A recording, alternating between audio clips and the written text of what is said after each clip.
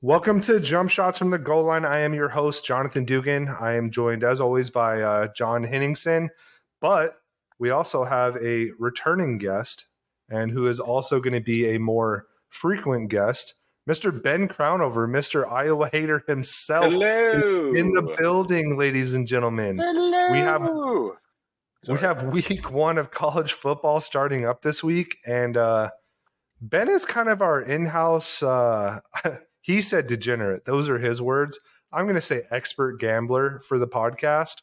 My man is placing every single line on his app as soon as the week starts, and he'll get into that a little bit.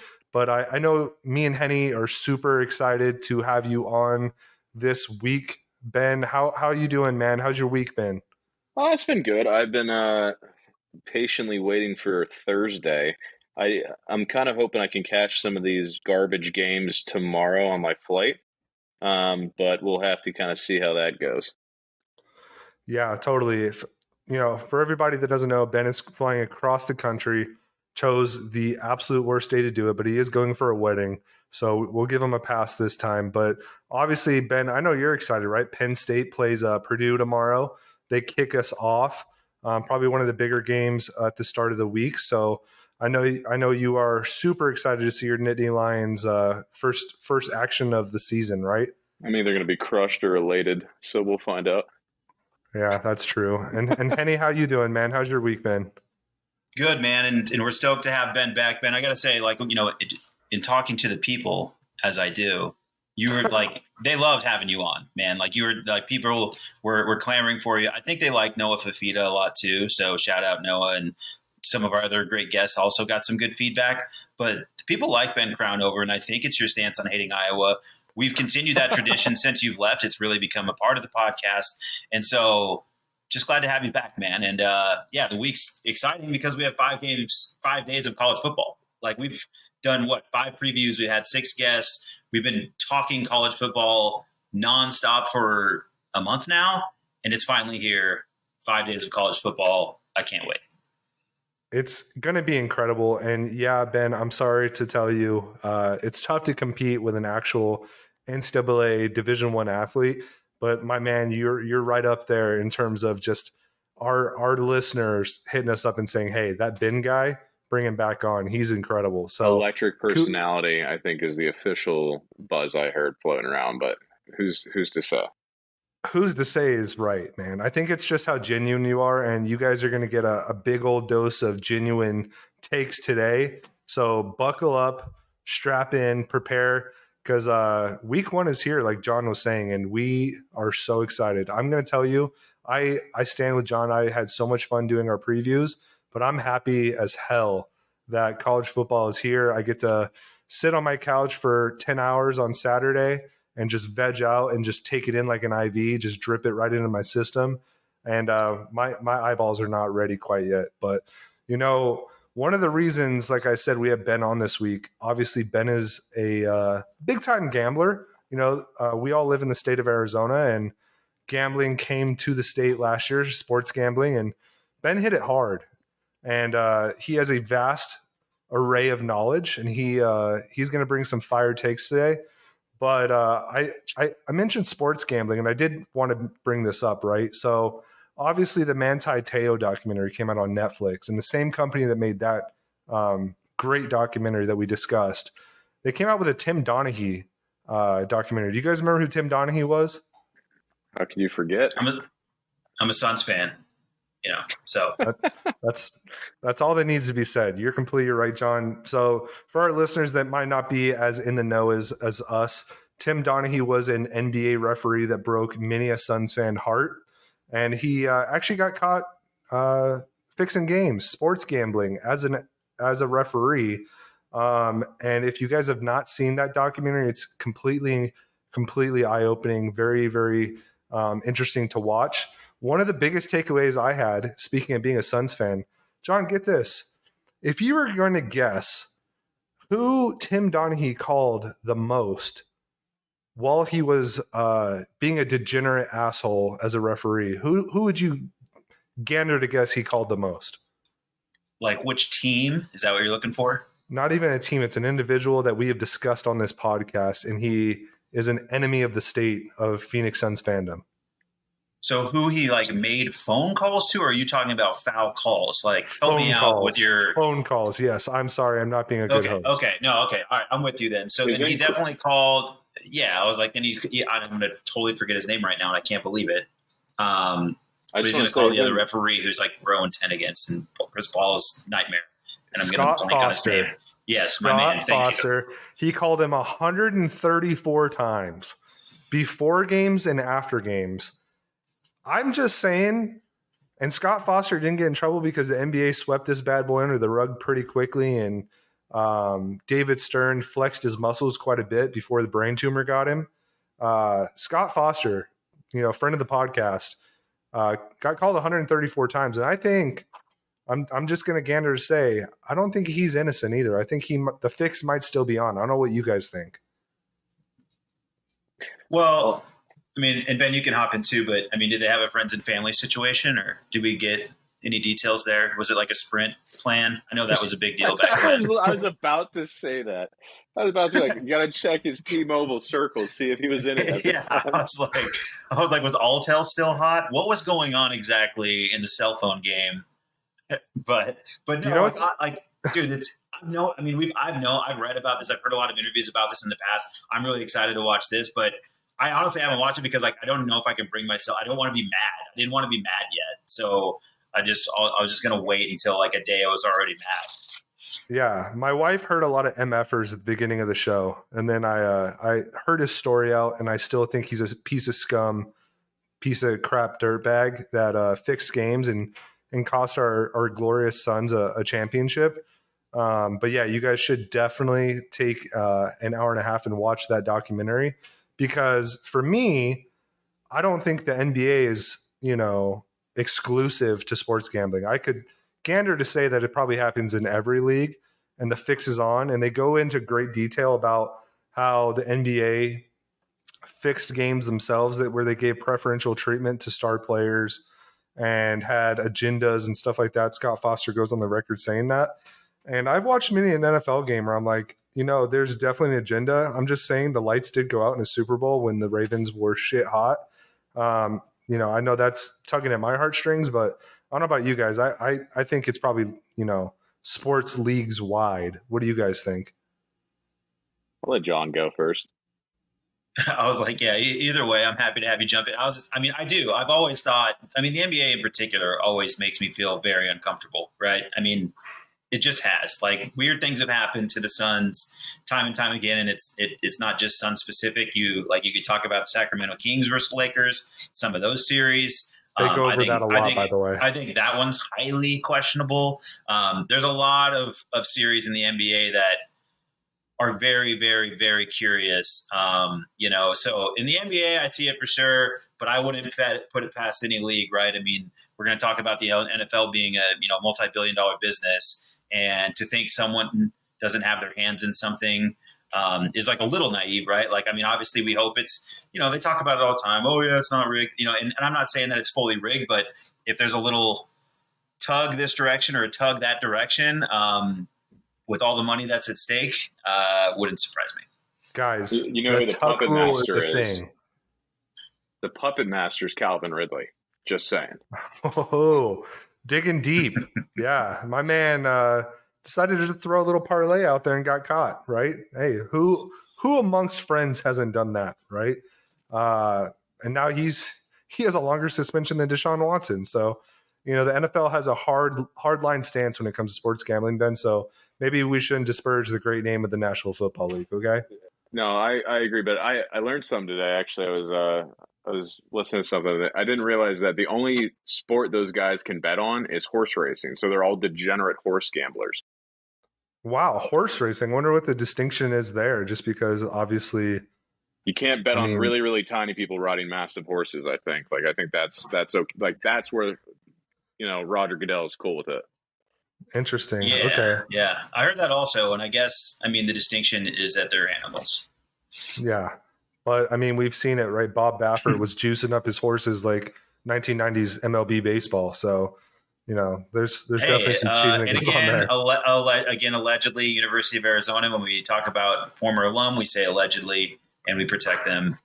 Bob Baffert, allegedly, probably the greatest horse racer and horse trainer of all time. Under some scandal, allegedly, can't prove it. He's the greatest of all time. I mean, you're not wrong, right? I mean, he did win a lot of races, so I'll give you that. But all right, I digress, guys. Let's just jump into it, right? Like I said, week 1 is here, guys. If you're not privy to the fact that we have freaking real college football games from Thursday through Monday, it's here, guys. Week 0 just happened. Obviously, Hawaii got absolutely shit canned by Vanderbilt. That was a fun one to watch. North Carolina took care of business. Shout out to Candace Cooper. And Florida State also took care of business. So there were some good games week 0, but this is where the real action, this is where the real slate is going to occur. We're going to go over some of our picks. Ben and I already kind of have ours locked in. Ben, like I said at the beginning of the podcast, is just real serious about making some money when it comes to sports gambling. And he has his own method to his madness that he'll speak of in a minute here. John, on the other hand, likes to toe the line and wait till the last minute to get his bets in. So he's gonna moderate this conversation a little bit, guys, because I know you love when John moderates conversations, and we get all his witty comments, because I know I love it. But I know, Ben, you want to go into how you kind of game plan your bets at the beginning of the week?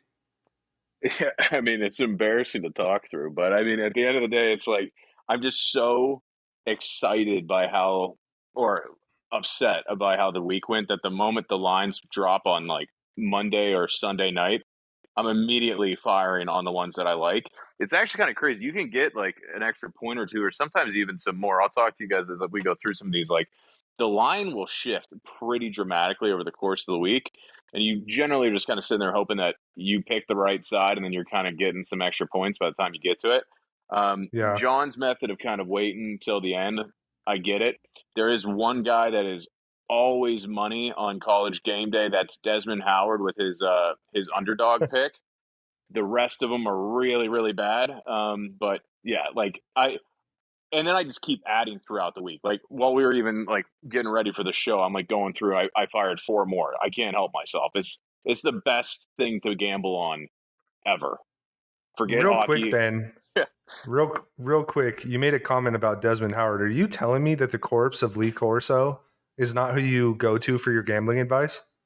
Well, something about an old man who gets kind of trotted out there to just, wave and cheer and barely make any coherent sense. Like, I honestly, I have a hard time trusting his picks. It's almost like time has gone by him, and he's in a much different place than he used to be. Yeah, I think we saw that this weekend a little bit, right? Like, my man looked like he just got his last strip of the morphine, and they trotted him up out there like Weekend at Bernie's. And I feel for him, man. I feel like he probably definitely should have retired, 5 or 6 years ago when he was still a little bit coherent. Who was but then the old again, guy this is also who used to do like the New Year's Eve shows? Like, that's what they're going to do to Corso. He's going to be like 107, and they're just going to trot him out there to put on a stupid duck costume hat, and then that's it. That's going to be the rest of his life. It's crazy. Dick Clark is vibrant. Yeah, Dick Clark was virile old man. So that's, yeah. But I do think, I mean, it's sad with Lee, because I honestly feel like if they ask him to go home, like I kind of like feel like it, like TV keeps him alive, which is like, it's dark. This is a really dark job. Yeah, this is like a really dark intro to a fun weekend. But Lee Corso, I mean, I still got to see it though. Like, I want to still watch him put on the head, throw an elephant on him, give him a gun, let him shoot it. Like, it's still good TV. I don't even, still right into my veins. I don't even care. We hang in there, buddy. Dude, we do not need a Baldwin situation giving Lee Corso a gun. I swear to God, you give that man a gun, and if it doesn't have blanks in it for some reason, somebody's going down. That's like the best part of the show, though. Like, they give him a gun, they give him live animals, they stick things on him. He calls the little kids midgets. I mean, it's electric. It's live TV. It's real. What's going on with Lee is very real. It's happening.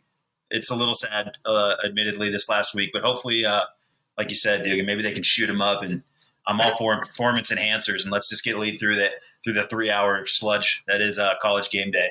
Let's get this man some Adderall, some Alpha Brain, a Monster Energy drink. Yeah, I mean, like cortisone, maybe Right. maybe a line or two of something special, and let's trot him back out there and get him going. I feel you guys for sure. Perfect, man. Well, I know, John, you kind of wanted to moderate it. What questions do you have for Ben and I? Yeah, so I want to jump you through the slate, and we'll kind of start with Thursday. I do want to, though, just like touch for 1 second, because I do think it's ripe for picking, Ben, and because you came in and talked about the Big Ten, and I know you had talked about Nebraska expectations, reality versus what expectation is, and how quickly before you were laughing hysterically at Scott Frost. Like, I mean, and we didn't even get into week 1. So you know the amazing thing was, like, I went on like a quick little scramble that last week. So I watched the first quarter, and then I was like golfing, checking at the pro shop on the turn, and every time I just look at the TV, it's like Nebraska is not that good. There's no way. And then to see the final score, and then to go back and watch the highlights, like the Scott Frost presser where he's like, "Yeah, I shouldn't have done an onside kick." No shit, dude. Like electric, just like. He's gone. I know I was maybe not as firm in the Big Ten preview. He is done. I don't know if he makes it even till like week 3. I love it. I am obsessed with this. Yeah, we didn't spend a ton of time on Nebraska, but I also knew like we could have. But we went down the Iowa path. We talked a lot about Penn State. We had other things to talk about, but I think we all saw this coming. Their poor child here of Nebraska has come home, failed them, and now they must kill him. They should have thrown up more at practice. That was he's just like he has a soundbite every week. Yeah, he loves to see guys throwing up. Nothing better than guys throwing up. He sounds like an anti-water guy. Sure enough, his guys can't finish. It's freaking ridiculous. It's hilarious. I love it. But let's get, with that, man, I think, and so I'm just going to go through this game. So we're going to kind of hit the Thursday, Friday. If you guys want to jump in, if you have nothing on it, you can just say pass. We'll move on. I'm not trying to moderate this thing in a way where we're controlling it, but I just want to kind of set the stage on some of these games. If you have something to say, both of you can jump in. I'm excited to start. I'm going to start with the old backyard brawl, West Virginia versus Pitt. That's your part of the country, Ben, so I'm sure you'll have some thoughts. I think, Dugan, you have something to say here. We have two former USC quarterbacks in this game. So if you had Slovis versus JT Daniels in 2019 playing in playing in Pitt to take on West Virginia, wow, good on you. I can't believe these two kids. And then I don't know if you saw, but Slovis went out there and was like, F Pitt, or F, I don't even remember which team he's on, but he just sounded kind of beta doing it. And so now I'm completely, I have no idea who to pick in this game. I'll sway you. I don't like either of them. So I'm all ears on this one, guys. Little known fact about me, some people don't know this. I did actually go to the University of Pittsburgh. It was because I didn't want to go to Penn State because it was too close to my house. And my experience at the University of Pittsburgh has taught me one thing, and it's that Pitt football sucks. Pat Narduzzi sucks. And watching Pat Narduzzi in any sort of presser where he has to talk to the media, he's a clown. This dude can't do anything right. Just take a look at, they're down. I think it was Penn State versus Pitt in 2016. They're down 4th and 1. He kicks a field goal to keep it a 1-score game when it was already a 1-score game, and they lose 17-13. This dude can't play close games. And Pitt lost. The only reason why they were even good, which was Kenny Pickett, small hands Kenny. And there's just no way in my mind, by the way, his hands are average, but size doesn't matter except for whenever you're at the combine. For who? Average for Steelers quarterbacks is what he means. Oh, okay. I want to make sure. They're a small hand franchise. They've always been. Honestly, I look at it. I'm like, this is 100% a gut feeling. Pitt football without Kenny Pickett has been dog shit. Absolute dog shit for years, ever since Wanstead left. There's just no reason to think that these guys can do this. And they played a ridiculously easy schedule last year in the ACC. They lost their offensive coordinator. They lost their 6-year super senior world beater QB and the Blitnikoff award-winning receiver. Like, Yep. West Virginia in a landslide. They are going to kill them, dude. I'm taking money line West I was Virginia. say money line then. We got to go money line. Money line. Well, it's also plus 235. So, I mean, like. I say plus 245 on FanDuel as of tonight. So you even picked up a little more juice. Yeah, there's just so many reasons in my mind why, like, one, I'd never bet money line favorites ever, because what's the point of that? It's like wearing pole floaties as an adult when you can stand in the shallow end. Well, Dugan sent me a parlay list. It was like money line minus 600, minus 700, minus 600. Like, what is the point of this? But I was patting the parlay, asshole. Yeah, I get it. But when you're looking at this stuff, like, I mean, dude, a plus 200 money line dog rivalry game against a team that lost so much, I'll risk the fact that I'm doing a money line dog here because I feel that good about it. Like, even if it doesn't hit, whatever. Like, Pitt is not going to blow them out of the water. I'm also taking the over 51.5. By the way, it's 52 now. Get your bets in early, folks. Yep. I actually agree with Ben on this pick. It's Keaton Slovis is at Pitt, I think. Correct. And then JT Daniels is at West Virginia. Correct. So if Keaton Slovis is up there saying, F Pitt, we have questions. But I'm just playing around. But Keaton Slovis and JT Daniels, right? Like I said earlier, the USC Bowl. If we look at both of those quarterbacks, Keaton Slovis was dog shit by the end of his USC career, right? He had the really, really good freshman year and then proceeded to do nothing the rest of his career. Transferred over to Pitt, trying to, ride that Kenny Pickett coattail energy. The bad thing for him is like what Ben said. He lost Jordan Addison. They don't really have a whole lot else out there. Pitt has also lost a vast majority of their offensive line. And like Ben said, they had an easy schedule last year. The game that everybody likes to point out is the Tennessee game when they didn't even have their current quarterback playing. They had old boy from Michigan quarterbacking at that point, and he's no longer the starting quarterback because he was terrible in that game. But West Virginia, they have JT Daniels, and JT Daniels was okay at USC, right? Like, with a bad head coach, down USC team, he still played pretty well. Went to Georgia, learned that culture, learned how to win, played behind Stetson Bennett, and now he's over there in West Virginia. And West Virginia has a few guys, right? Like, especially like on the defensive end, that I think they're going to control the line of scrimmage. And I'm with Ben. I didn't take the money line because I'm not Ben Crownover, who likes to live dangerously. But I did take West Virginia plus 7.5 just to cover my ass a little bit. I think they're going to win, but if they don't win, it's going to be a close game. And I definitely don't think Pitt's winning by more than a touchdown.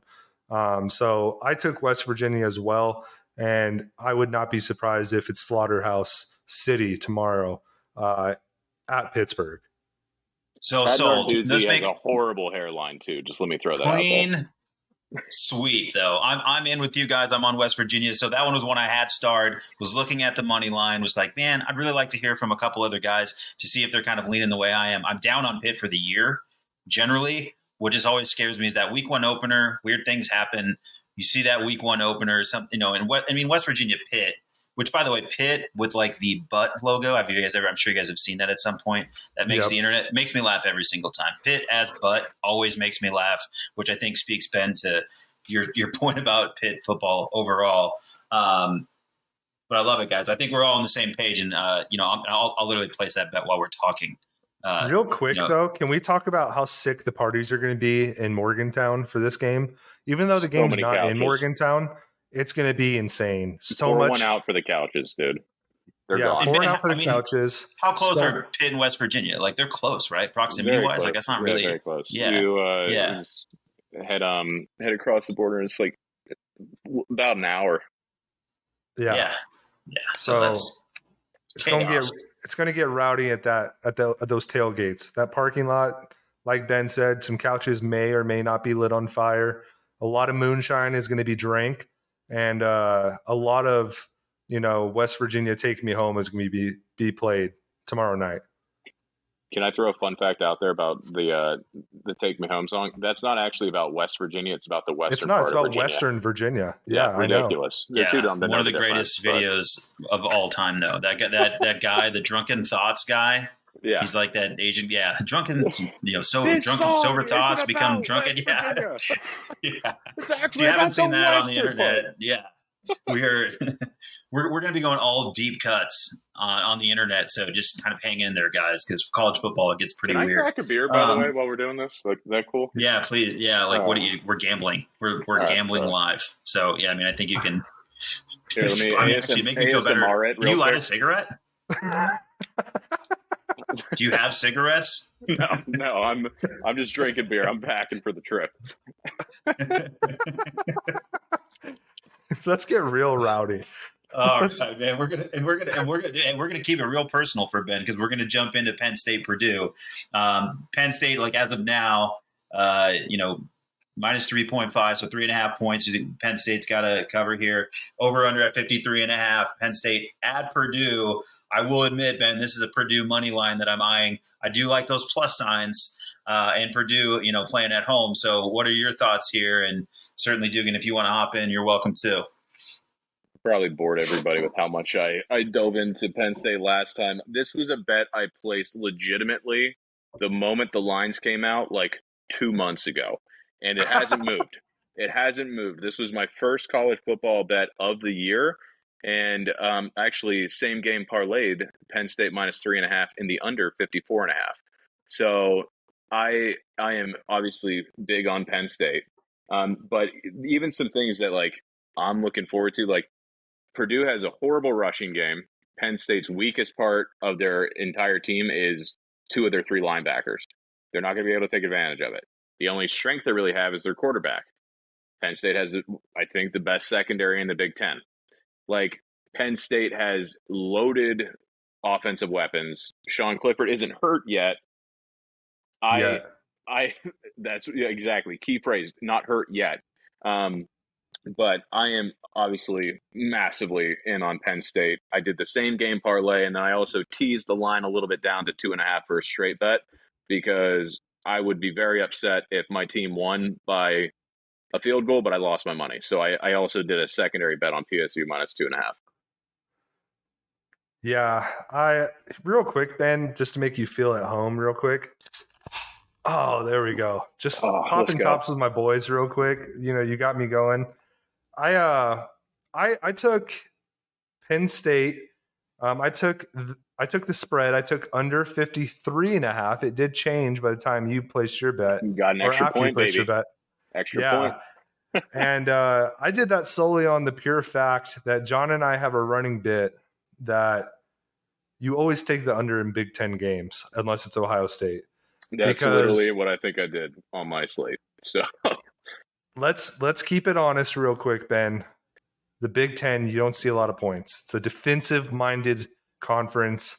It's a bunch of teams that trot out there. They try to run the ball unless you're Purdue, apparently. And you just try to keep it close and try to keep your defense tight. I don't believe in Sean Clifford a whole lot. I think healthy Sean Clifford is good, but still I don't have a lot of confidence in him. And Purdue is Purdue, right? They do have a good quarterback, but like you said, they don't have a run game. And I don't think there's going to be a whole lot of points scored in this game. I could definitely see a 20-17 typical Big Ten game. So I took the spread with the under. I'm gonna hit you with an exact score. This is going to be 35-14 Penn State. Under cash is Penn State covers easily. Okay. I gotta say, I'm still gonna eye that. I'm not doing anything today, but I'm still eyeing the Purdue money line just for other folks listening. I do have a little stat though. Ben is, as far as I know, is undefeated with Penn State game day on weddings. I've been to one wedding with Ben. He's 1-0. I forgot about that. A lot of people don't know that. Whose wedding was it? It's just shout out Jess Davidson. Yeah. No, that's not. I mean, she was hanging out with us too. But actually, I think Dugan, it was your wedding. Yeah, it was my wedding, asshole. Well, I don't remember who we were hanging out. I'm like, I don't remember. I was not really far away on my AirPods, and I realized that would be a really big asshole move. But it was the whiteout against Auburn, so I Well, I'm not gonna not watch it. I went to the wedding. I had fun with you. I love you, but I had to watch it.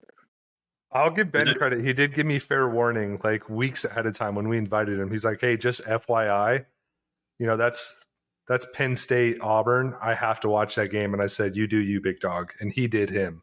So yeah, he went full 65-year-old radio guy in section 212. Crownover had his earpiece in, secret security, freaking watching that. But it was a good time. It was a great wedding. We had a lot of fun, and just a fuzzy memory clearly for your boy. But I do know Ben's undefeated on wedding days as far as I'm concerned. So something to write down, something to take note of.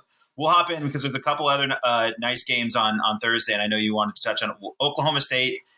They're ranked 12 in the country. They have Central Michigan, 20 plus 22.5 for Central Michigan, or you want to look at the other way, laying 22.5 for Oklahoma State, over under at 58.5. Do you have anything on that one, Ben? I know it's a ranked game, so we want to touch on it, but I mean, I do. I don't know. This feels the way that this is one I'm out of, but yeah. I'm going to be like, man, you're like, do you have someone? I was like, yes. So Oklahoma State minus 22, so I got a half point on that one. And the biggest reason, this is a gut feeling. I know nothing about Oklahoma State other than the fact that I don't like Central Michigan because that's where Antonio Brown came from. And Antonio Brown is dead to me. Screw Antonio Brown. As you can see, guys, some of our bets are going to be based on just pure conjecture and pure gut feeling. This is gambler's brain. Gambler's brain 100%. Yeah, just buckle in. Yeah, these are people that have AirPods in at weddings. So this is pure mush. There's going to be a lot of smooth brain takes. So gamble responsibly out there. Make your own decisions in life. Call 1-800 But just know that, could you call those things? Apparently, I love it on all the other shows, and they're just like, call that, and they'll fix you. I'm like, I don't know, maybe. Honestly, I'm not sure if a hotline is going to save you. But if you're gambling and you're listening to us and you think it's a good idea to bet him because you don't like Antonio Brown, good on you. Go for it. Duke, do you have anything on Oklahoma State? I'm not. That's like a stay away from me. That's too big of a spread on a team I don't know enough about. Yeah, that was a rat spread for me, dude. 21.5, even with it being a Big 12 team taking on Central Michigan, there's just too many points, right? And Chippewas are feisty. They are, dude. You know what I mean? Oklahoma State's bringing back their quarterback, who was pretty good last year. Gundy is a wild man. They did lose quite a bit of people on defense, though, and dude, those mid majors like CMU can come out hot out the gates, and 21.5 was just too much for me. I didn't want to touch that one. Same. And then we jump into the last one then for the Thursday slate, which is TCU at Colorado. TCU minus 13.5. Over under at 55.5. If you listen to Josh Neighbors, he says he wasn't high on TCU just from going back to our previews. There's no way anybody could possibly be high on Colorado based on everything I know. Dugan, I think you had some thoughts on this one, so I can toss it to you to lead us off this time. Yeah, first of all, that game's on Friday. It's at 7 p.m. Mountain Standard Time, but I'm taking TCU with the spread or minus 13.5. Colorado sucks ass. They are so bad. They might not win a game this year. If they do, maybe they beat ASU or something like that, just a team down on their luck. There's no way in hell that TCU does not win by less than 14 points. They're going to have a 2-touchdown lead on Colorado. Colorado, again, for all you listeners, they are dog shit. They're terrible, terrible, terrible. I hammered that home. The money line, obviously, minus 520. I don't want to touch that because Ben will make fun of me. But that spread at minus 114 was there for the taking. So I'm taking TCU all day on the spread. I actually don't have anything on this one. I was like, Ben? I'm with Dugan on this, though. I really do. I kind of like this TCU play. I just really, I haven't heard anything good about TCU, but Colorado is a burning building. So take advantage of it while you can, because you probably won't see a spread like this on Colorado most of the season. The one thing I will say is it is at Colorado. It's in Boulder, and that altitude can get the best of some teams. And like you said, Josh Neighbors was pretty low on TCU. So maybe you take that into consideration, but I am going to say it again. Colorado is doo-doo water. They are terrible. So I would take the 13.5. There's going to be hundreds of fans there and a Buffalo. So Colorado does have that going for them. But yeah, I think you can ride TCU for a while. And then we can just jump into the other Friday game. So thank you for correcting me and getting us straight. Go ahead, Ben. You can't leave out the Big Ten, the last Big Ten game of tomorrow, Minnesota. It's you're good. Yeah, I have the top 25, but yeah, please, but by all means jump in and row that boat, man. Let us know. Well, I hate PJ Fleck, but I do actually think this. I know you guys are going to make fun of me, but this is an over that I am taking in a Big Ten game, and I'll explain why, and you can laugh at me afterwards. No laughing. New Mexico State's dog shit too. Go ahead.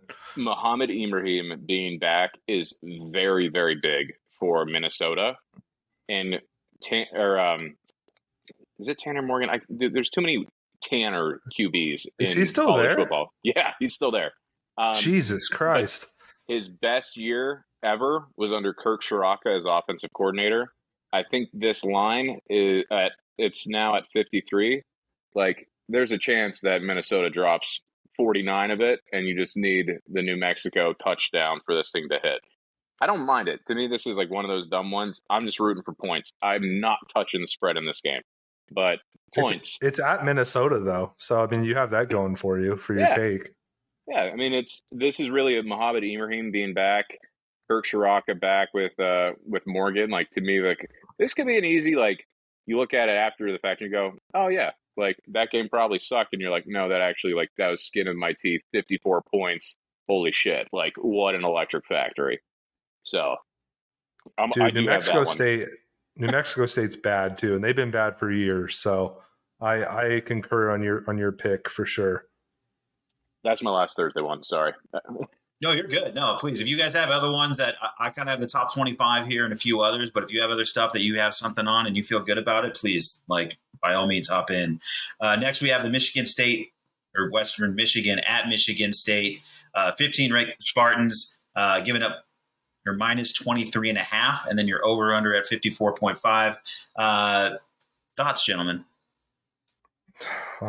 Go ahead, Ben. You're Big Ten. Hey, Michigan under 54.5, baby. That's what I'm talking about. State. Michigan, the under 54.5 in this one. I don't like spreads that are this big most of the time. Big spread.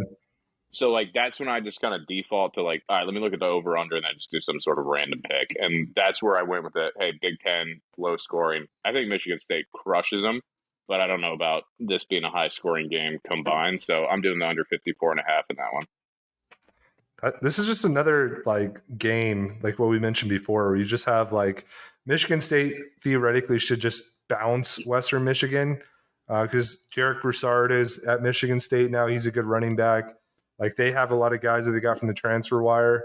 But again, it's just one of those scrappy teams that, like, kind of similar to Central Michigan or some of the other teams that we mentioned, like, they could come out and put on a few points for sure on Michigan State. It is week one, right? So, like, some of these teams come out a little flat, and then some of these small schools come out just shit hot because, you know, they have something to prove. I mean, hey, we do have to remember Hawaii scored first against Vanderbilt. So,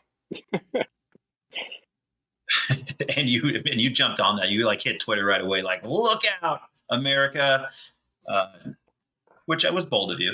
I corrected it later.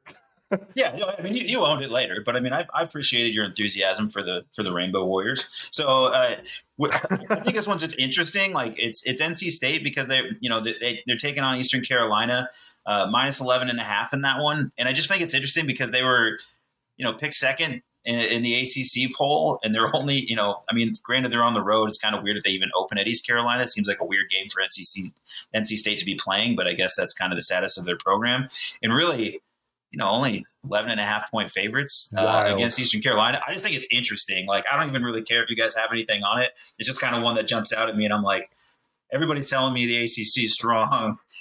I don't know. I feel like I'm hearing that. Obviously, we just did the conversation with an ACC person. Candace is obviously going to talk that way. I think that just kind of goes without saying. But kind of hearing some strength about the ACC and NC State being 11.5 point favorites at Eastern Carolina doesn't really excite me for the ACC. I'll just say that. Yeah, that's a weird one, huh? I saw that as well when Ben and I were texted back and forth for a couple hours just on some of these lines the other day. And when I saw the spread for minus 11.5 for NC State, I was like blown away because Eastern Carolina, like they are kind of an up and coming team. Yeah, the Pirates. My mom is from Greenville, like we told Candace. Cool with you. And that is where Eastern Carolina is from, is Greenville, North Carolina. So I do have some love in my heart for the Pirates. But like North Carolina State could finish top of the ACC, which I know, Ben, you're down on the ACC, but like 11 Okay, there's the take, guys. You were waiting for it. There's the take. I'm sure he's going to have some about they piss with their pants around their ankles too, or something like that. But anyway, like they have one of the best defenses in the country, and they have a competent offense. Like 11.5, like dude, that's 2 touchdowns. Like I'm taking that all day. So I don't know where you went with this one, Ben. Well, the bride in the wedding that I'm going to is a Eastern Carolina alum, so I'm probably going to put – I haven't bet on this yet. I was going to honestly wait till I landed and then just kind of get her vibe check on it. I'll probably put like a bill on Eastern Carolina just because. Why not? I love chaos. It's fun to bet on Pirates for sure. Like it's fun to bet on Pirates. They're purple, and as I say, great uniforms. The one thing that's disappointing, I think if you're an Eastern Carolina person, you have to be kind of bummed that you didn't think of the name Coastal Carolina that came later, right? You're like, that's better. I mean, that's the East, obviously. Is way better than the Pirates, but just a better name. It's just a bummer for them. But Pirates is strong, so Pirates is good. Purple and gold. I mean, but yeah, I don't know. This is an interesting line, something to keep an eye on. I kind of like your thought there, Dugan. Like, if you believe in NC State at all, it seems like one you'd want to hit on. So we'll jump into the next one. This one I'm super intrigued by. And I know, Dugan, you have some thoughts. This is Utah at Florida. Utah 2.5-point favorite. Over under at 51.5. So a little bit lower than some of the lines that we've seen for the opening week. I will mention, too, that we did hit some overs in the early week. So, I mean, that was kind of the trend early, at least on some of the games that I threw some cash around on. And I don't know if that will continue, but that's what we've seen. And obviously we got Aiden Richardson, we got Cameron Rising. This is a big time quarterback game. It's down in the swamp. It's a big game for Utah, number 7 in the country, a lot of expectation, but having to travel across country and play kind of early. So anybody who wants to take a swing at it, it's all yours.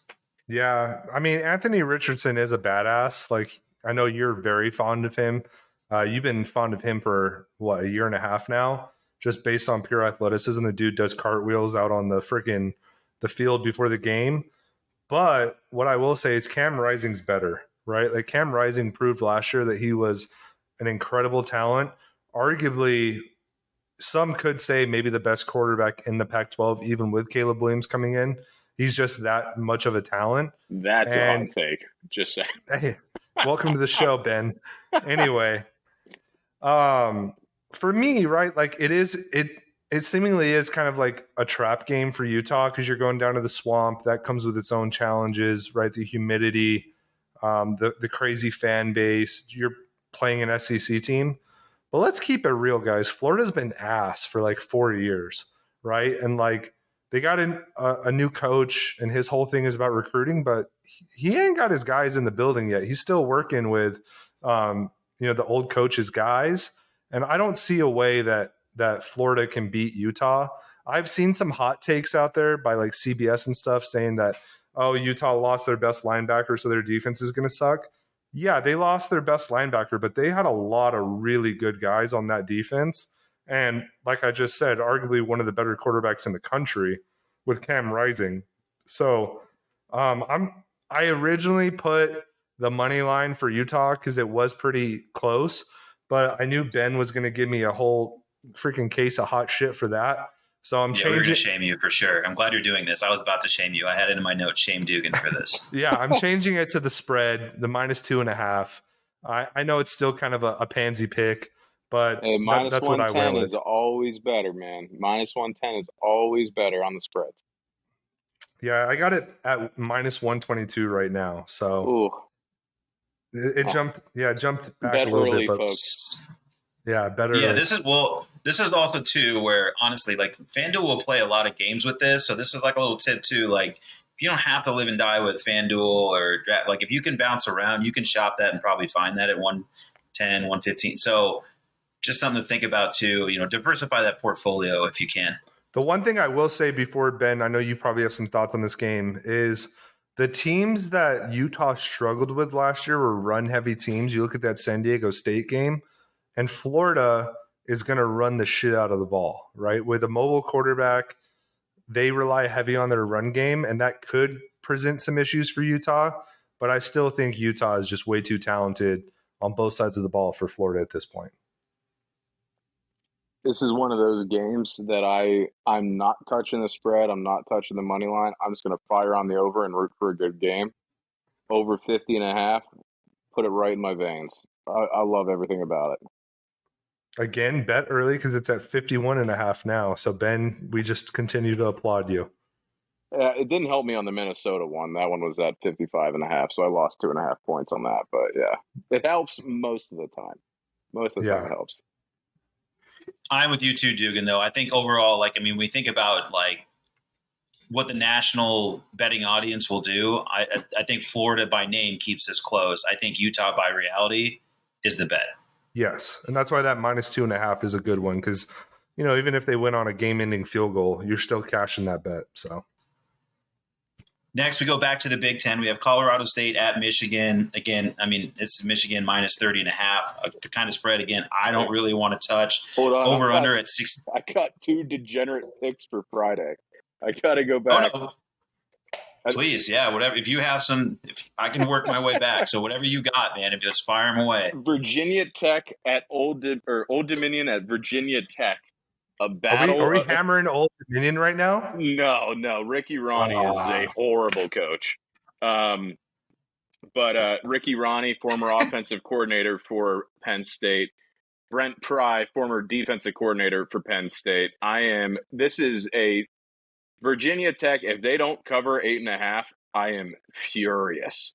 Absolutely furious. Got to fire on that one. I don't know how many hot takes there's going to be on that one. Old Dominion has one player, and it's a former Penn State tight end that transferred there. And then I got Ben. Good. It's down to 6.5 now, so you better hammer the shit out of that pick. Dude, it's so people are way too high on Ricky Ronnie. He's a bum. If you want to blame Sean Clifford's ineptitude for 2 of his years, it's Ricky Ronnie's fault. Guarantee it. And then I got the Illinois +3.5. They looked really good. I know it was Wyoming, and I know Wyoming was dog shit, but I got them at 3.5. I think the line's at 2 right now. Again, bet early, folks. But dude, it's at 1.5. It keeps moving. Everybody agrees with me. They're going to be a money line favorite by the end of the day on Friday. They are a money line favorite. 108. Dude, Brett Bielema. He's red in the face. He looks good in a sweater. Ride it. Ride it. That's all my my Friday picks. My man is up there in Champaign getting all the Chicago beef sandwiches his heart can handle, and his cholesterol is through the roof. But I agree with you, Ben. They looked incredible against Wyoming, and you and I talked about it. Wyoming is pretty dog shit. And Indiana did lose Michael Penix and stuff like that. I don't know about you, John. I know we have our rule, right? The always bet the under on Big Ten. The under is at 45.5. Is that too low for you? Yeah, that's kind of scary. Yeah, there are certain numbers that make me nervous. That sometimes it's just got to be stay away. It's okay to stay away from some games too. Despite what Ben may tell you, it is okay to stay away from a game or two. You don't have to bet the entire board. You can, and it's fun. It's exciting. But there are some games you can stay away. So, find the ones you really like. But that Big Ten rule is, it's pretty golden, and it's amazing how often it does fit. Indiana, Illinois does that feels like it's under 45. Honestly, that's the crazy part. But it's a number that makes you nervous. All I'm going to point out real quick, ladies and gentlemen, I was in Vegas this time last year with John, and he bet on Indiana because he had one too many Miller Lights, and he lost his ass on that bet. So when it comes to Indiana, I would not listen to anything John just said. mean, I can't believe you're doing this to me as the guy who was literally going up there, misplacing bets because he doesn't even know what to say to the damn lady because he gets nervous. Cheers for Alabama all day and then can't cash in. Listen, bro. The fact that I'm having to take this, although I did have some bad bets that day for sure, but I got caught up in the excitement and I took the Bama money. I am very lucky that we can bet from our cell phones nowadays because, yes, social anxiety is a thing sometimes, and you spat out the wrong verbiage and you check your ticket when Alabama ultimately wins, and, yeah, you get screwed. But now I'm doing everything from a phone. No social anxiety necessary. Yeah. I'm back, baby. My first time Dugan up there, Bama under the points, +6, under Bama the points +4. Hey, that's fine. Yeah, we got you, fam. Yeah. That's fine, bro, because at the same time where I'm cheering on Alabama, you're going, God damn it, Indiana. Because we were in the shit together, bud, yeah. And that's why we're friends. Indiana did crash that plane. The first time talking to because it was I think my first time live sports betting, I had the same exact thing. I think I bet on World Cup. I didn't even know what the fuck I placed my bet on. And it lost naturally. So that is one of the worst experiences as a first time gambler, is going up and talking to a person and just sounding like the biggest moron in the world as you try to place your first bet. Dude, the worst part too, and Henny, you can attest to this, is when I went to go place my bet, the lady behind the counter shirt goes, "Are you sure?" And I was like, yeah. Why are you asking me that? Just it is tough though. I will say, I still as I'm reading these to you guys and stuff, I still want to say weird things. I don't really say speak the language well. I just know what I want, which is why I like the paper in Vegas. Give me the, I circle. I'm this is what I want. You know what I mean? I still make sure it's not lost in translation myself. So listen, I think we've all had that. We've all had that moment. In my defense, what I will say is that the night before we did go see Revolution in concert, and we got a little turned up. So maybe my brain wasn't firing on all cylinders. That's all I'll say. No excuses. Play like a champion. Yeah, you're in Vegas. You know what the cost is. All right. So I'm going to jump back into the Saturday slate. This is kind of where we left off. It's Colorado State at Michigan. I only bring up Michigan because they're number 8 in the country. Again, -30.5. Over under at 61.5. This is a game where that over under at 61.5. I don't know what you think, Ben. To me, that feels a little bit underish. Feels like a lot of points for Michigan, who likely would take a lead and just shut it down. So this is the Cade McNamara start. So this is going to be a run-heavy game. That is one thing to factor in. You want to hear? This is probably one of the most dramatic line movements that I got. I got this thing at Michigan -27.5.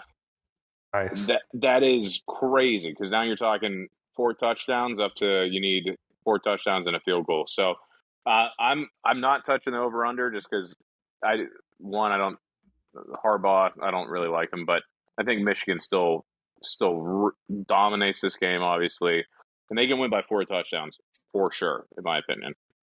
So you're not touching the spread or the over under? No, I'm taking the spread, Michigan -27.5. I don't know about the. Yeah, he just got it at a better number, so now it's a little tougher because now you have to get that extra field goal or touchdown, or sweat at every extra point. It's a little different of a game. College kickers will kill you, man. I'll tell you what. Yes, they will. Yeah, dude. If I was going to take anything with this, with the spread being where it's at now at -30.5, I think I would only be able to take the under. Because Cade McNamara, again, like what Ben just said, it's going to be a run fest. And Jay Norvell is the new head coach at Colorado State. And he was the head coach in Nevada last year, and they were actually pretty competent. And he brought in a bunch of guys from Nevada to Colorado State. So I think it's going to be – Michigan's definitely going to win, and probably win by a good amount. But I don't think they're going to get close to that 61.5. Yeah, I think that's a big number. So that's what I'd be looking at. If anything here, I'm looking at that under. But again, these are the tough ones when it's just you never know how bad the beatdown gets. Or does Michigan start to roll out the twos, and then Colorado State's quarterback gets hot and slings 2 touchdowns to tear out your soul? Anything can happen in those games. Those are scary ones to me. Probably a stay away in my world. Next, we jump into Cincinnati at Arkansas. Ooh. Arkansas at home, -6.5. Over under at 51.5. Looks like they're looking at another low scoring game here. You have Luke Fickell, kind of been looking at this all offseason, but he's got a new quarterback. We have KJ Jefferson in Arkansas with Pitts. They had a great season last year. Obviously, this means a lot to both of them. Cincinnati coming in ranked 23, Arkansas at 19, expects to be a player in the SEC West. Gentlemen, your thoughts? Go ahead, Ben. I know you got some thoughts on this one. Got it at -6. I like it quite a bit. Arkansas all day on this one. Cincinnati lost a ton of dudes. Of dudes. Like that 23 ranking to me, that's like, hey, we like this coach, and they were just in the playoff. Like, there's no way in my mind Cincinnati is even half as decent as they were last year.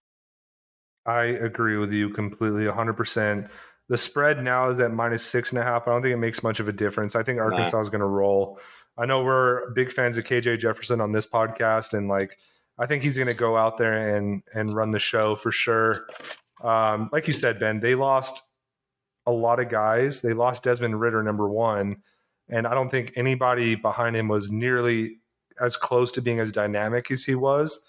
And then on defense, they lost Myjai Sanders at edge. They lost Kobe Bryant, Sauce Gardner at corner.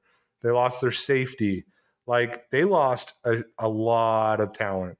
And I'm with you. I think them being ranked 23 is purely based on the fact they were in the playoff last year, and they're going to have a reality check this year. I like Luke Fickell a lot. I think he's a hell of a coach, but I just don't see a universe where Arkansas doesn't come in there and just run shop on them. 100%.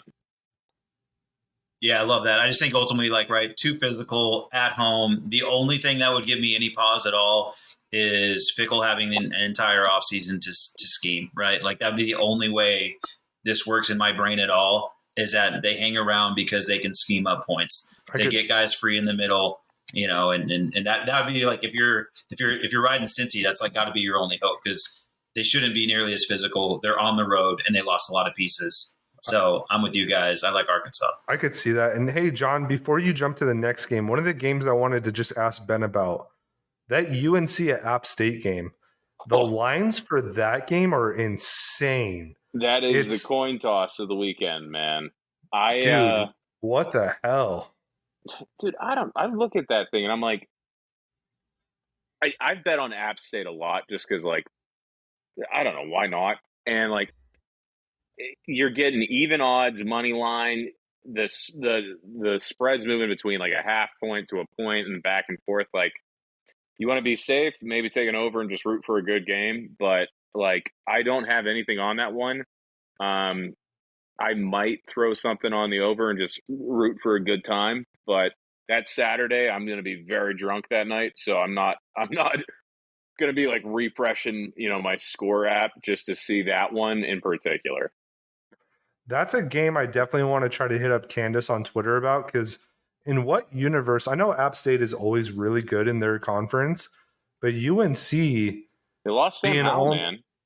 They did, yeah, I agree, but like, that's a big part of it. Minus half a point on the spread, and then money line, it's equal. It's -110. Like, holy shit! Like, what happened to UNC? I mean, I don't. Well, they struggled. But they struggled putting away Florida and A&M last week. Like, they were having a really hard time putting them away. And remember, like, 24 to 40 hours before the game, Florida A&M wasn't even sure if they were going to cancel and not even bring the bus. You're right. For them to end up giving them a game and UNC fans having to wait it out to the fourth quarter before they could safely go to bed, I think that answers your question. I don't know whether that will continue over, carry over to this week. But, I mean, I think last week, there's some red flags in North Carolina football last week. Sure. Yeah, I totally get you on that. I'm still shook though by that spread. That's crazy. Scared money don't make money. Yeah, I was going to say, I was like, I kind of like apps, I'm getting that Appalachian vibe. I mean, if we're going to ride with West Virginia, might as well go for it all, right? I guess so, man. Let's ride the hillbilly train all the way home. That's right. We have a couple others. Like, I don't know, dude. I think I'm just going to jump to a couple of these bigger games, and then we can kind of see, what your appetite is on some of these smaller ones. I want to make sure we're hitting these a little bit earlier in the pod. So Oregon in Atlanta for the Chick-fil-A Peachy, whatever they're calling it. Oregon at Georgia. Georgia laying 16 and minus 16 and a half, over under at 53 and a half. Obviously, this is a huge game just nationally. It's an alleged neutral site, but clearly in Atlanta. So essentially, it's just a home game for Georgia in a different building. Oregon had the big win last year going on the road to Ohio State. I honestly just want to applaud Oregon for playing these games and for Georgia for taking it on too. You remember what the spread was in that Ohio State game? 14 yeah, and I a believe half. it was like 7. Is that what it was? I know it was right in And the same neighborhood. I think they literally flipped it. They won by 14. Like, Yeah, I'm taking they Oregon killed in 'em. this thing, dude. This sounds crazy, but I lost a ton of money because I put my entire balance on under 4.5 Georgia players drafted in the first round, and then the 32nd pick was Sign, the safety, and it killed me. But like, dude, they lost almost their entire starting defense, and that's a lot of points. That's a lot of points for a good program. Like, I'm gonna take Oregon plus 17 and a half on this one. Like, it might be a 20-10 game, and then you cover and you're just sitting pretty on that. Well, get this, Ben. It's down to plus 16 and a half now. Ooh, bet early, folks. Bet early. So I don't know, man. Like, this is one I originally had on my slip that I sent over to John, and I have definitely I've almost eliminated it from my slip because, like, I originally was talking to Ben about betting the under because I think Georgia's going to roll on Oregon, but like 53 and a half points is, I could see either Georgia comes out hot and puts up a good amount of points, but Oregon, being Oregon, puts up some good points too.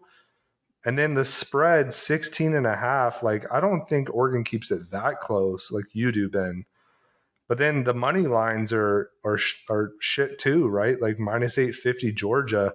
I know you said they lost a lot of guys, right? But we had our SEC folks on here, and John, you can speak to this. They are good. Yeah, their tight end room, their tight end room is NFL pedigree ready, like, to go. And I know Dan Lanning is the head coach at Oregon now and probably has their offense kind of figured out. But man, like, this entire, you go across the board. I'm not touching money line, obviously, right? Because I'm not going to take Oregon straight up. The spread, like, even at 16 and a half, like, I just don't think they keep it that close. And then the over under, I'm scared as hell to touch that too. So I know you said scared money don't make money, but like, this game scares the hell out of me. I get it, dude. Yeah, I think this is a weird one. I don't want to touch this one, honestly, with you guys. Like, I don't trust. Like, you guys have to believe that there's something in the familiarity with Oregon, or you believe that this is like the one Bo Nix game where he goes off and does Bo Nix things, makes a couple throws. He's electric. And then you're like, they're gonna win. Yeah, and you're like, god damn, Bo Nix, I should have known. But then also Bo Nix throws 3 interceptions, right? Bo Nix sucks, dude. No way. Yeah, but he does. But then, like, he has that game. Like, we've all watched a Bo Nix game that you're like, man, I wish I had money on this. This guy's, but and then like on the inverse, right? Like Stetson Bennett, like tiny body, giant heart. Like Mr. you assume he's just gonna keep the ship going. Yeah. So it's like hard for me to bet against. I just don't like this one. I don't like where the number's at. I don't expect Georgia to like blow them out and kill them, but I really don't. I can't get my heart behind Oregon winning either. Yeah, take it if it was at 16 and a half, to be honest with you. I like the fact that I got the 2 touchdowns and a field goal on this one, but I get if you shy away from this one. Yeah, it's a tough game for me. I'm not touching it. The other big one, and then we'll kind of jump around to some of the other ranked games, but Notre Dame at Ohio State. Ohio State minus 17 and a half, over under at 59 and a half. So we're expecting a little bit more of a scoring in this one, and I assume I would anticipate that from the Ohio State side. I definitely like Ohio State to just win this game outright. As far as like throwing money on it, again, they put the spread in a place where I don't know. I know, Ben, you're excited about Notre Dame going back to, we kind of threw them into the Big Ten preview in some regards. They also made the ACC preview. These bastards show up everywhere. But ultimately, a lot of that had to do with recruiting, right? It wasn't necessarily that you were saying Notre Dame's ready to go today, but you like the direction. So do you have any thoughts on this one? Do you have a lean? I do. I pretty much bet every Big Ten game. So to your point, I didn't like 17.5, but I did like 16.5. I teased it down a point. So I have Ohio State minus 16.5 with a point teased off of it. And I also have the Ohio State over 58.5.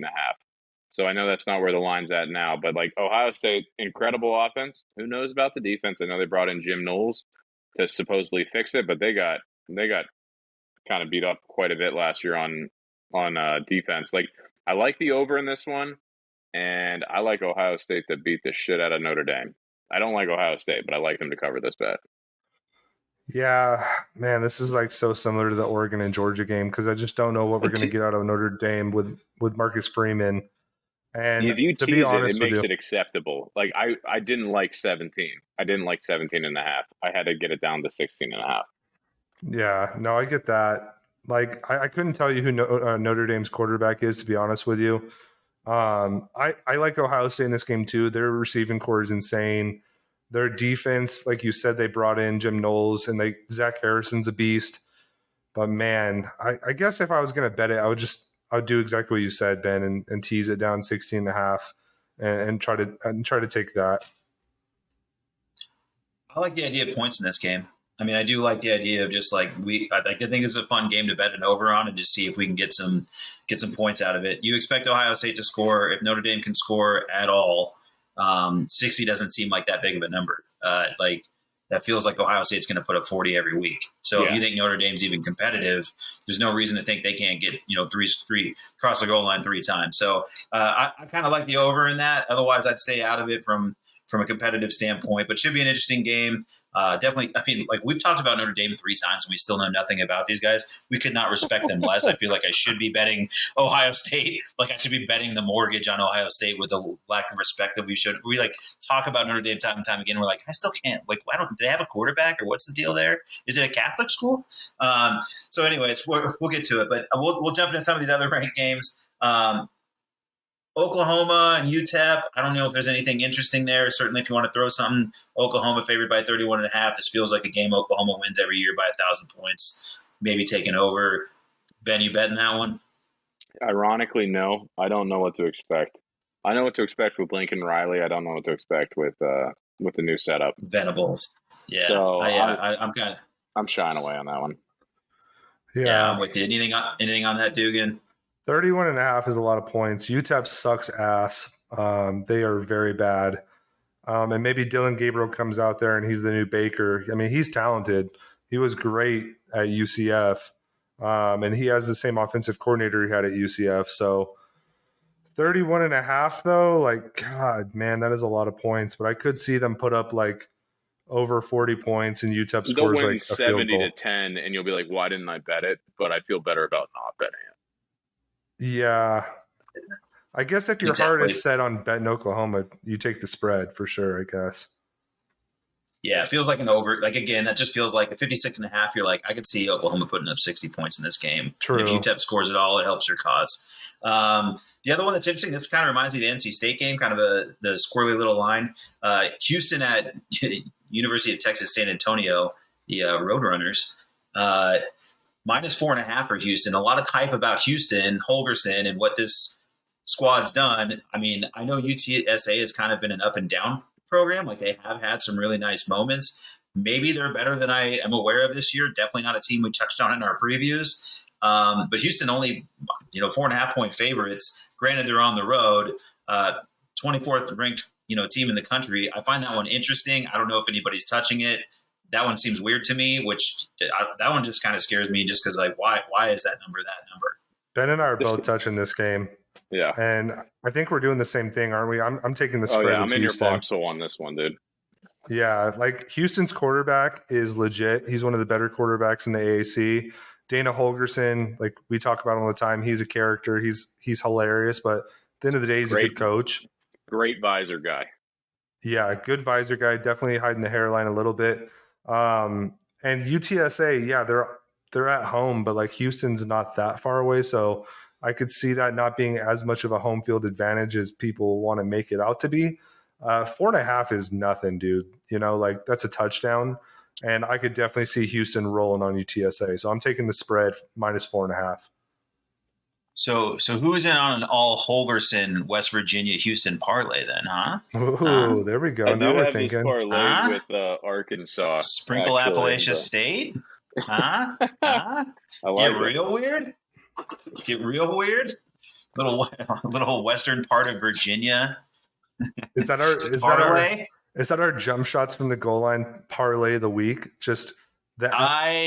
I mean, I'd like to see the odds. Like, if you want to throw it together while you're sitting there, I'd love to see what Appalachia. You can even just go money line if you get Appalachia State, West Virginia, Houston. Plus 275. Plus Gambler's 270. grade. It's minus 110. Minus 110 should be plus 275. Okay, all right. I was like, and that's even if you're going, but that's like with the points. Or what if you want money line though? Oh, I didn't look at the money line on that one. Yeah, so much to do the money line on that. We'll just we'll make a note. We'll come back to that at the end if you want to stick around for the bad haircut parlay. Real quick, that parlay with just a $10 bet would win you $59, $59.76. So not a bad little payday. Plus, that means like a total of I kind of like it. I kind of like it. Something to think about if you want to get weird. Other ranked opponent going BYU at USF, so at the University of South Florida.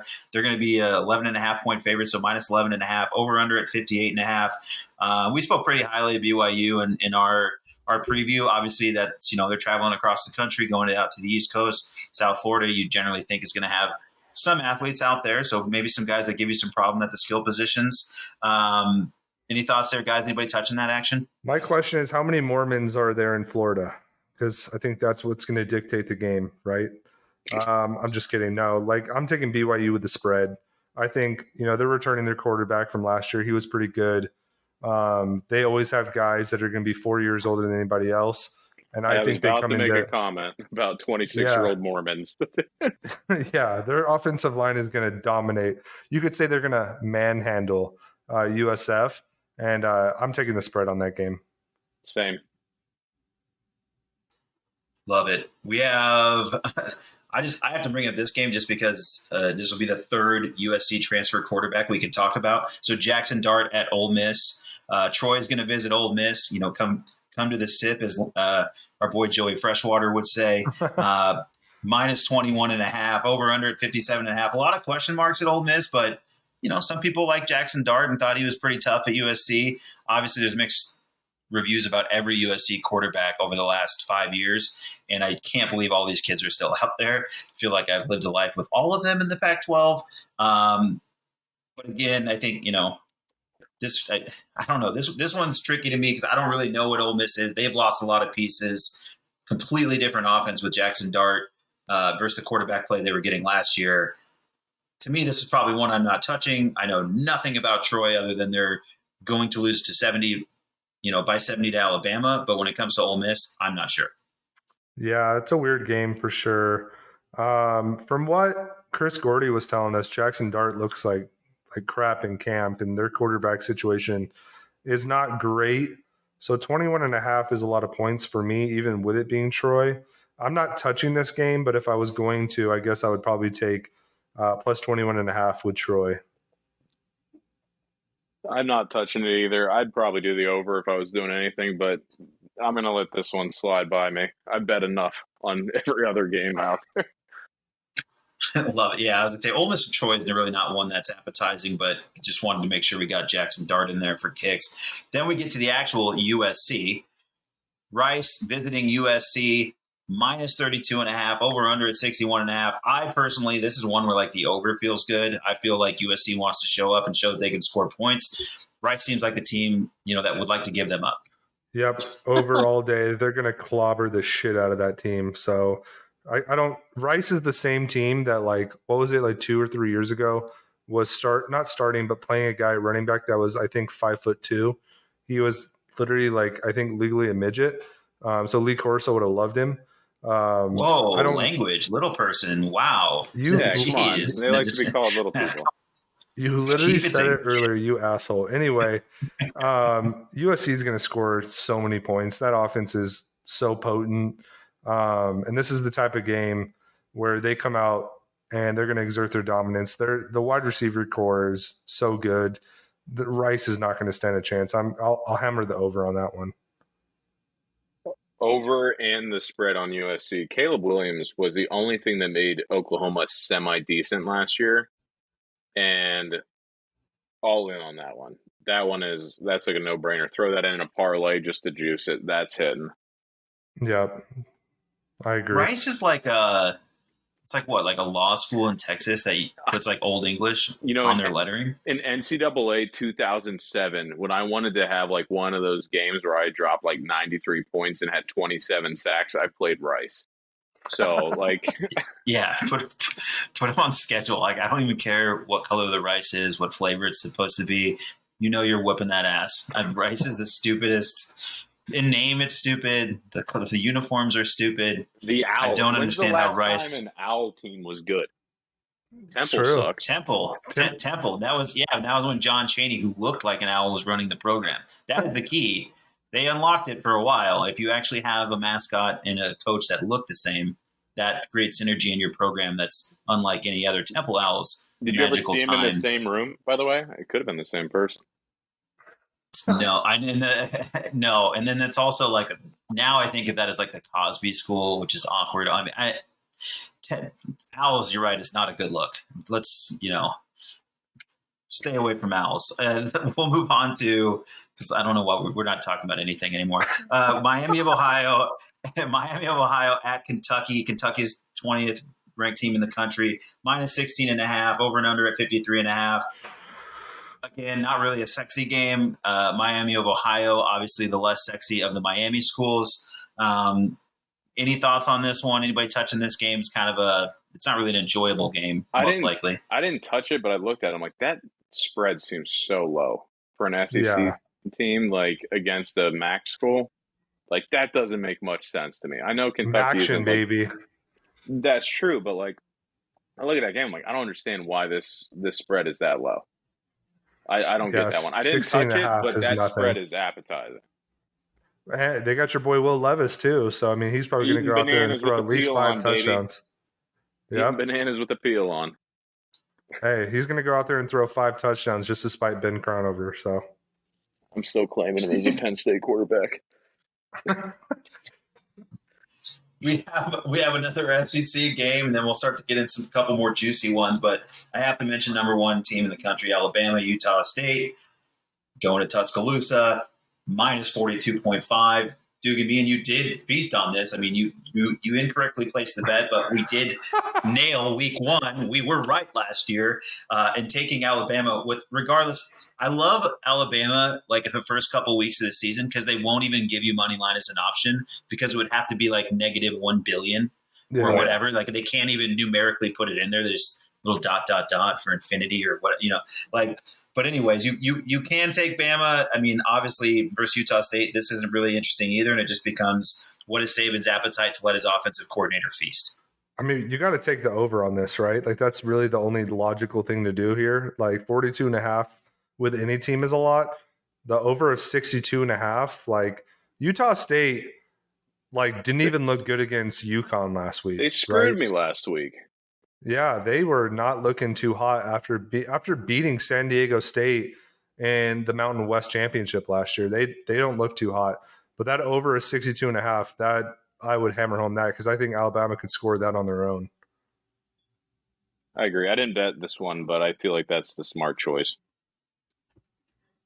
Beautiful. Well, I'm going to hit the Sunday game, the Monday game. We're going to hit the Arizona game, and then I'll open it back up to you guys in case there's anything else we missed. Ben, like I'm looking at you. If there's anything else we missed, then you can. We'll just let you. We'll open up the gates, and you can just go nuts and let it rain. But the Sunday game, I love this game. It's at the Superdome. It's Florida State at LSU. Neither teams are ranked, but obviously both are huge brands in college football, and I'd be willing to bet if either team looks good, we'll come out of this game ranked.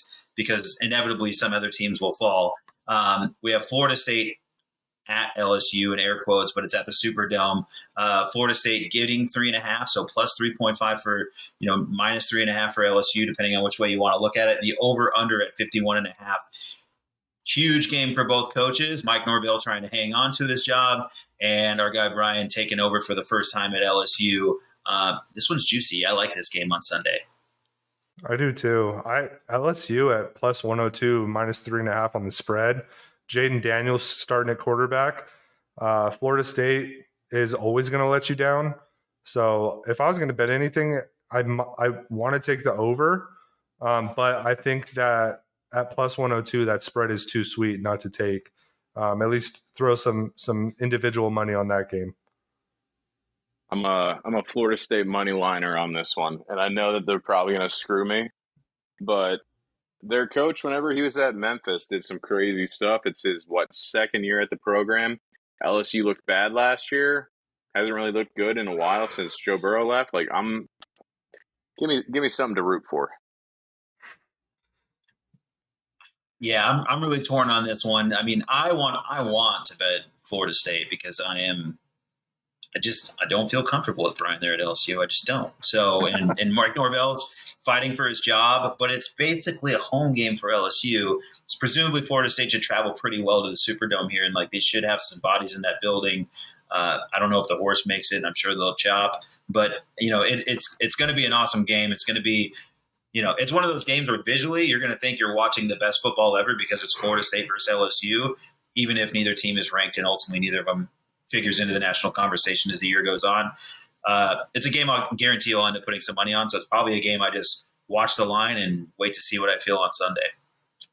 Yeah, I could see that for sure. But it's at the end of the day, it's go Tigers. Go Tigers. Go Tigers. I know we all got to work in our. That's like everybody gets in one there. Yeah. And then Monday's game, we have Clemson at Georgia Tech. Clemson minus 22.5. So this one is also in Atlanta at the Mercedes-Benz facility there. So it's kind of a pseudo home game for Georgia Tech, I guess, technically. I don't think anybody believes in Georgia Tech. So presumably Clemson's going to roll. The question is, can they roll by 23 points or more? Or perhaps, Ben, you snuck in and stole a point here. But over-under at 50.5. Clemson was so bad offensively last year, like literally 100th in the nation in yards per play with, a top 5 recruiting class.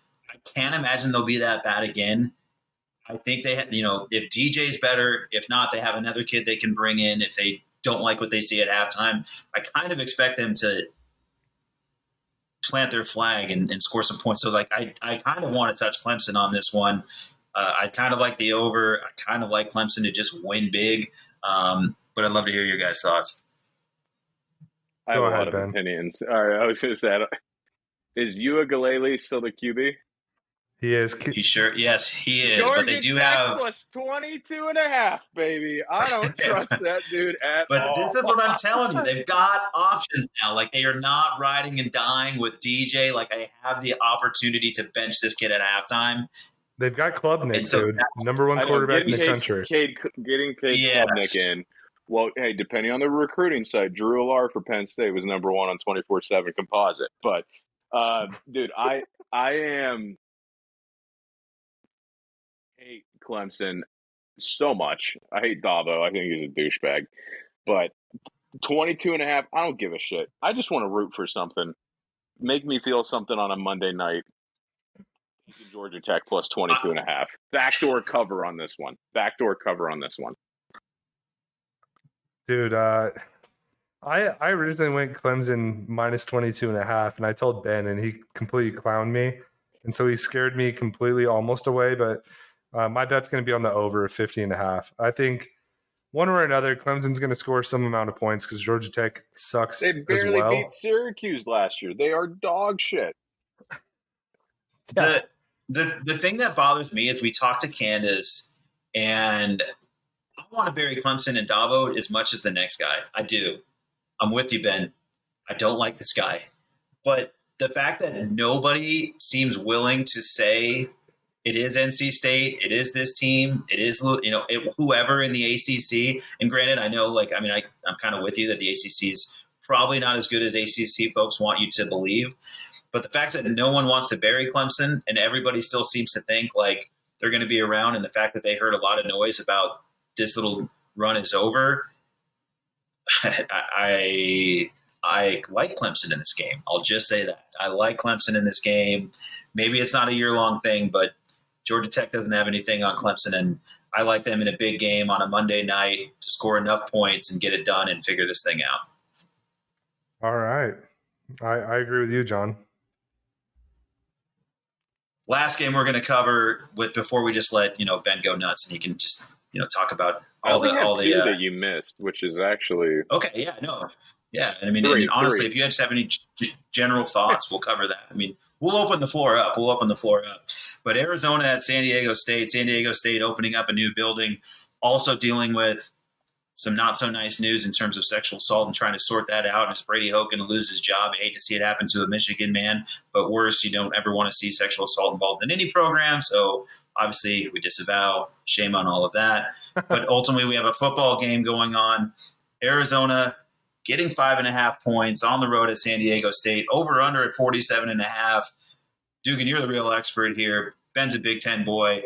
Me and you bleed red and blue. We're Arizona guys, and we've been following along. We talked to the quarterback, the number 2 in position quarterback, just a few weeks ago. We're following and reading everything. What are your thoughts, big man? So I sent my bet slips over to you and Ben, and I took the over 47.5. But you know what, boys? I'm feeling froggy. Give me the plus 202. Give me the plus 202. The money line Arizona Dogs, bro. They're coming in. Jed Fish is revived this program. I'm not saying that they're going to be like world beaters this year. San Diego State lost their best running back, who was the engine of that team. Sure, they bring in Braxton Burmeister at quarterback, but that dude would rather fight MMA than be a quarterback anywhere. They're opening up their nice little soccer stadium. But Arizona has the second best receiving core in the Pac-12. They have a legitimate quarterback now. And you know what? This is the time Fish opens some eyes. Give me plus 202, money line Arizona Dogs. I'm so proud of you. This is like a dad watching his son run on the field for his first varsity game. Who do you got? Give Wilbur his guns back. You heard it here. Give him back. Give Wilbur his guns. We're back in business, baby.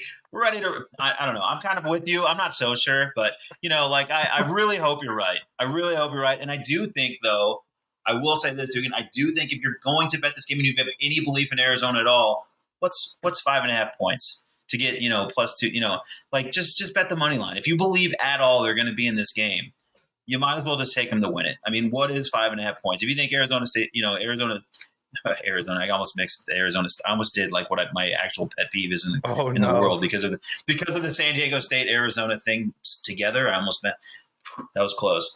But if you're gonna do it, you might as well bet the money line. And I did like your original. Just hey, this makes sense as an over as well. 47.5 is pretty low. And if you believe in anything, I think you should believe that Arizona should be able to at least generate some points. And if they do have a problem, it's probably still going to be on the defensive side of the football, and they're going to give up points. So the over makes a ton of sense to me.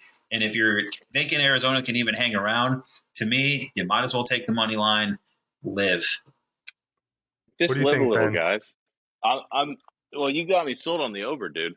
I jumped in that foxhole, and then you ran away to the money line dog. So I'm just sitting here staring down a line of charging Germans. I don't really know what to expect. I know nothing about this game. I'm just gonna root for points. I got it in a parlay, my Dugan parlay. We'll see what happens. I love it, dude. Hey, at the end of the day, if you guys want a safe bet, yeah, the over is probably good because one of two things is going to happen. Arizona is going to keep it tight. Both teams are going to score, or San Diego State's going to come out, run the shit out of the ball. They're going to score a lot like they did last year. But at the end of the day, I'm a believer. Did they score 48 in the first half last year? I mean, they hit the over in the first half last year, I feel like. No, so, I think the final score of the game was 37-7. It was a blowout, right? And so that's probably why they have the over as 47.5. But that was last year's team where they're starting freaking no-name quarterbacks with nobody on offense and Dr. Blitz at the helm where they're just going to get annihilated on play action. Dude, we're going zone heavy this year. We got some guys on both sides of the ball from recruiting and from the transfer wire. Hammer home, dude. Grow a set of balls, plus 202. Let's have ourselves a day, Wildcats. Let's go take it to them in their home opener. I love this. This makes me excited. Why not? If we can we are Penn State, then you sure as hell can bear down Arizona. If God be for us, then who can be against us? Let's go. Hey, listen here. All I'm going to say is Vegas seems a little unsure about it. They got it plus 5.5 on the spread. So Vegas knows nothing week 1. This is why you have to bet week 1 of college football. They know nothing week 2 of college football. Then they figure it out and you start losing. But like week 1 and week 2, bet the whole damn slate. Go crazy. They know nothing. they know as much as we do. Ben, give the other couple that we missed here, the 2 or 3 that we missed, and then I would say let's just circle. I mean, I'll just say like I know like West Virginia. I feel like that was one we're really strong on. I feel like there was a pretty strong argument for Utah. Penn State. I think you guys are definitely riding Penn State. We can kind of recap some of the ones that we really, really believe in. I think as a group, but I just hit the couple that we missed here because I want to make sure that you're able to empty that clip. Only 2 Big Ten games missed. You know, the disrespect to not talk about Rutgers with plus 7.5. Very disappointing. Yeah, you got to trust in the Schiano man. That's a Big East. That's a Big East school. So I know, but I was like, this is a Schiano. He's got a bunch of dudes in transfer portal. Vegas doesn't know anything about him. The line's moving that way.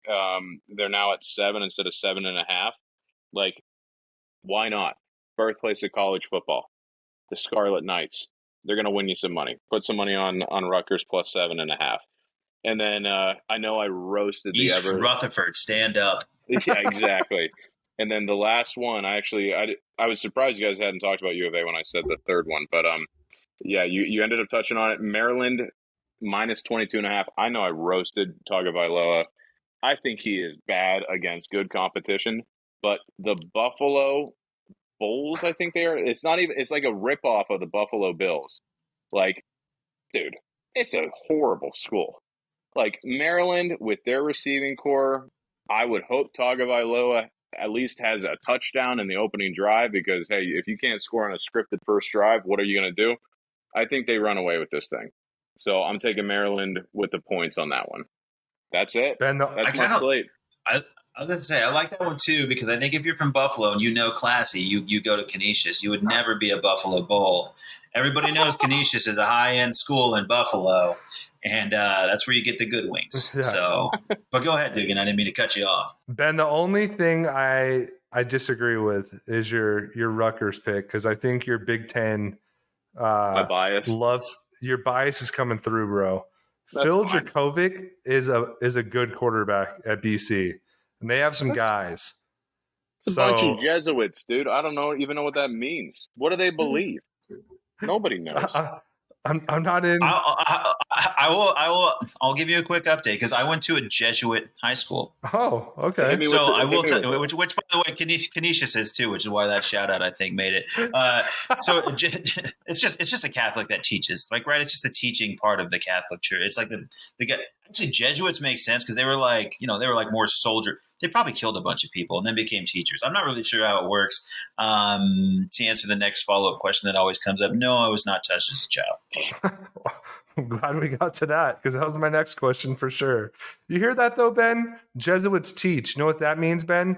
Bunch of smart guys on the field. All right.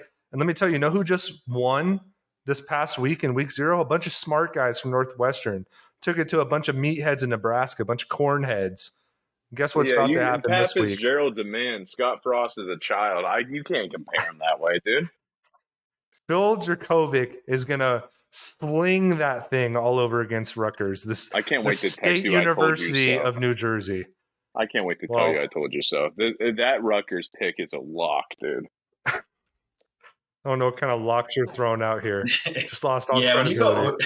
Best 5-7 team in the country, man. He is drinking the Big Ten Kool-Aid hard when you're going. Now he's ride or die for Rutgers and Maryland. So gross. Yeah, it may have gone off the rails. Ben may have completely lost his mind, or he's an evil genius. So. I only had one beer, so it's not me losing my mind. This is, I don't know, dude. Week 1 is a mess. I love everything about it. Awesome. I love all the picks, man. I think we got some good picks out there for the listeners. What do you think, John? Yeah, I think it's great, man. I think, I mean, again, like I think the ones we really liked, again, just to recap that, I think like West Virginia, I think that's a fun play. I don't know, we dabbled with Appalachian State. I was trying to think of anything else we really loved on this slate. I think we leaned Utah pretty hard. I mentioned that. I think we definitely all were on the Arkansas train for Cincinnati, and then maybe a divided group there with Clemson and a few others. But hey, if you want to ride with us, ride Arizona, ride Penn State with Ben, freaking play along. But I think that, dude, I mean, we hit them all. We hit every game that I think matters this weekend, and so it's truly up to you boys on if you want to continue chatting on anything else. But we hit the slate pretty hard, and I think it's as Ben said, it's going to be a board of chaos. We know it's going to be chaos. So honestly, like this week of all weeks, no one's smart this week. You know, you're not a genius, as Ben mentioned. Vegas doesn't even have it figured out yet. So trust your gut, let it fly, and we'll find out if we're smart next week. What I will say, audience, if you're going to ride with the pod this week, you're going to ride the Appalachian Accelerator. That's what we're going to call the parlay this week, right? We're going West Virginia money line plus 245. We're going to take the spread on the Appalachian State game minus 110 and the spread of 4.5 with Houston at minus 110. If you do a $10 bet on that bad boy, you're winning $115. The Appalachian Accelerator. Play it this weekend. Coming to a sports book near you. Yeah, I absolutely love that one. I was like, that's like basically the bet I pictured Dugan now placing in Las Vegas. And the lady's like, I have no idea what you're talking about. Yeah, give me 100 on the Appalachian Accelerator. Yeah, you're like, yeah, give me the Appalachian Accelerator. Yeah, no, we named it. I want it. It's patented. Just place the bet. I don't understand what the question is. Place the bet. Perfect, man. Well, hey, guys, I think we're all ready for college football this week. Ben, you have some safe travels tomorrow on that plane ride. Guys. I appreciate it. Let's hope Penn State pulls out the win against Purdue, and let's hope the Appalachian Accelerator just takes off this week, and we can all have a shot of moonshine by Tuesday. You guys have any parting words for the audience? I won't be on next week if Penn State loses. I'll be very upset. Correction, guys, he will be on. I will force it to happen. I know. Don't make me talk about Ben's it. undefeated at weddings, Ben. Don't make me talk about it. It's my only request. If they lose, I'm going to be very upset. Undefeated at weddings, man. It's true. Undefeated. Yeah, perfect. So. All right, guys. Well, hey, we'll let everybody go. Remember to like, subscribe, rate the podcast, share it with all your friends. Week 1 is here. People need to get the picks. All right. Go make some money. Take it from Ben. Take it from John. Take it from me. Hammer home, again, the Appalachian Accelerator. And let us know if it hits, if you guys make some money. Show us those bets bets. I can't even talk right now. You nailed it. Just show us. Nailed it. Yeah. Show us your bets. We're at an hour and 37 right now. I can't even talk. But send them over to us. We'll shout them out on Twitter. We'll shout them out on Instagram. And everybody, the time is now. Football is among us. We made it. We're through the dead season. We can relax and stare at a TV for 10 hours for the next 5 months. So go ahead, share the podcast. And I hope you guys enjoyed our picks. We'll talk to you next week. Enjoy your football. Bye.